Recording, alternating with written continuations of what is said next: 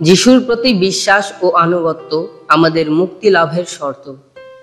Hebrew 3:7-13 তাই পবিত্র আত্মার উক্তি উল্লেখ করে এখন বলছি, আহা, তোমরা যদি আজ তার কথা শুনতেই পাও, পাষাণ করে তোলো না তোমাদের হৃদয়, যেমন করেছিলে সেই বিদ্রোহের দিনে, সেই দিনে মরুপ্রান্তরে যখন তোমরা তার শক্তি পরীক্ষা করেছিলে।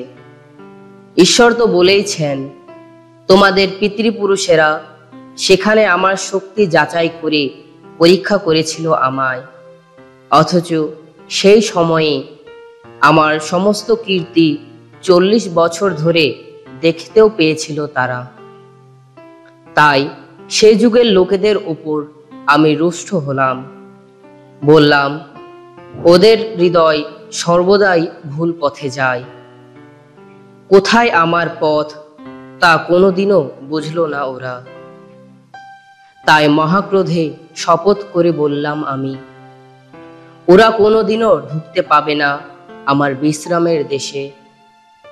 সুতরাং সতর্ক হও ভাই, তোমাদের কারো যেন এমনই এক অসৎ বিশ্বাসী হৃদয় না থাকে, যার ফলে সে জীবনময় পরমেশ্বরকে ছেড়ে তোমাদের দূরে সরে যায়।